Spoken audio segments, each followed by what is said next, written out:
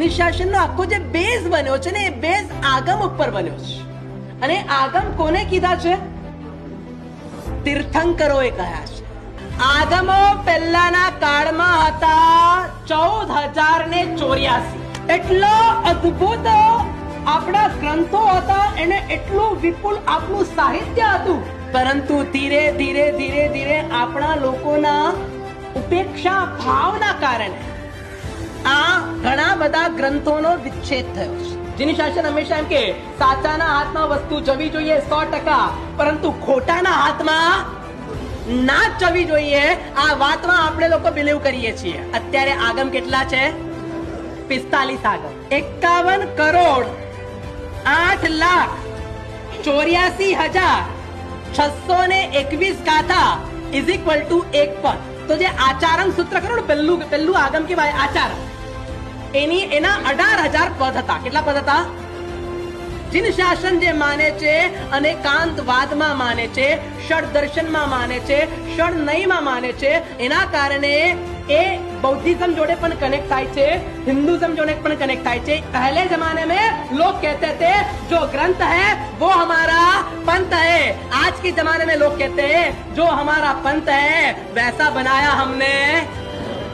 100 करोड़ એટલે અબજ, 100 અબજ એટલે ખર્વ, 100 ખર્વ એટલે એક નિખર્વ, 100 નિખર્વ એટલે એક શંખ, પછી 100 શંખ એટલે એક મહાશંખ, પછી 100 મહાશંખ આવે એટલે એક પદ્મ, 100 પદ્મ ઇઝ ઇક્વલ ટુ એક Mahapadma, 100 Mahapadma is equal to એક પરાર, 100 પરાર ઇઝ ઇક્વલ ટુ એક અપરાર. આગળ બોલતો જાઉં.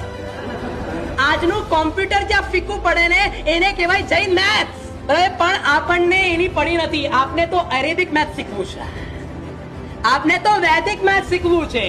આઈન્સ્ટાઈનનું જે પણ અણુવિજ્ઞાન આજે તૈયાર થયું છે ને, કદાચ એના મૂળિયા જે છે ને એ આ ભગવતી સૂત્રમાં પડેલા છે. આપણે લોકોએ આપણા આગમો ઉપર ક્યારે રિસર્ચ નથી કર્યું. આપણે તો ખાલી ધનવાન બનવામાં રસ છે. જેની શાસન કહે છે જે સમાજ પૈસાને વેચાય એ સમાજ લાંબો ચાલી શકતો નથી. એક એક આગમની નોર્મલ વાત કરી રહ્યો છું ત્યારે, નોર્મલ ઉપર ચડતી વાત કે આગમમાં શું વાત આવે છે. જ્ઞાતા ધર્મ કથા એટલે વાર્તાઓનું આગમ. એવું કહેવાય છે કે આ આગમમાં 3.5 કરોડ વાર્તા. આપને ત્યાં ખાલી તપશ્ચર્યાનું મહત્વ છે. તપશ્ચર્યામાં કરવાનું શું? વોટ્સએપ પર ટાઈમ પાસ કરવાનો. ઉપવાસ અઘરો થાય તો શું કરવાનું? તો ટીવી જોવા માટે બેસી જવાનું. ભાઈ એ ઉપવાસ ના કહેવાય, લાંઘણ કહેવાય. 15 સૂત્ર. આ આગમની અંદર ઘણી બધી વસ્તુઓનું વર્ણન છે અને સ્પેશિયલી કર્મવાદ, પરમાણુવાદ અને ભાષા વિજ્ઞાન. આની અંદર વાત આવે છે કે 1 સેકન્ડમાં મારા શબ્દો 14 રાજલોકમાં પહોંચી ગયા. આટલું ફાસ્ટ કોમ્યુનિકેશન છે. અને આના ઉપરથી ટેલિફોનની શોધ થઈ. કોમ્પ્યુટરનો આવિષ્કાર આ આગમ પરથી થયો છે. અત્યારનો જે વિડિયો કોલિંગ એ સેના પરથી ડેવલપ થઈ છે, આ આગમ પરથી ડેવલપ થઈ છે. ડીએનએ સાયન્સ કહેવાય. અને આખું ડીએનએ સાયન્સ તેમાં બતાવવામાં આવ્યું છે, 15 સૂત્રમાં બતાવવામાં આવ્યું છે.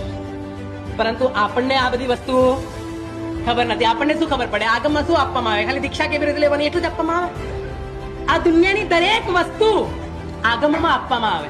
તંદુર વૈચારિક આગમ. આ આખું આગમ ગાયનોલોજી ઉપર છે. છોકરો જ્યારે પેટમાં આવે ત્યારે એનું શરીર કેટલું હોય તો કે ચોખાના દાણા જેટલું હોય. અને 9 મહિનામાં એનો વિકાસ કેવી રીતે થાય એની વાત આખી આગમમાં આવે છે.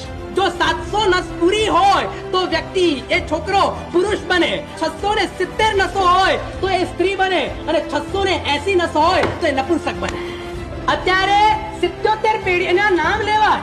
આ બધા સાધુના નામ લેવાય. સાધ્વીજીની પરંપરા ક્યાં છે? જેની શાસનના આ આગમ વાચનાની અંદર સાધ્વીજી પોળવીનો ભાગ હતો. આજે હાલત શું થઈ ગઈ છે તો હું તો ઘણી વાર કહું કે આખા સમાજે મળીને છે ને સાધ્વીજી ભગવંતને છે ને અરણ્યવાસમાં મૂકી દીધેલા છે. સાધુઓએ શાસન વધારવાનું કામ કર્યું છે ને તો સાધ્વીજીઓએ શાસનને ટકાવવાનું કામ કર્યું છે. કોઈ પણ મહાપુરુષ પોતાની જાતને ગુરુ કૃપા અને જ્ઞાન શક્તિ આ બે સિવાય કંટ્રોલ ના કરી શકે. સાધુ એને કહેવાય જે આગમને ધારણ કરે, જે આગમને ભણે. શ્રાવક કોને કહેવાય? તો કે જે આગમને જાણે. એક સાધુ અને એક શ્રાવક બેની શક્તિ ભેગી થાય તો કયા ચમત્કારનું નિર્માણ થઈ શકે છે એ સમજવું હોય તો સંપ્રતિ મહારાજા અને આર્ય સ્વસ્તિ શ્રીશ્વરજી મહારાજ સાહેબ આ બેને સમજી લો, કામ થઈ ગયું. જેનું શાસન ઇવેન્ટ થી નથી ચાલવાનું, નોલેજ થી ચાલવાનું છે, જ્ઞાન થી ચાલવાનું છે, આગમ થી ચાલવાનું છે. ઘેર ઘેર અને શ્રાવકે શ્રાવકે સંગે સંગે આગમ પહોંચવું જોઈએ.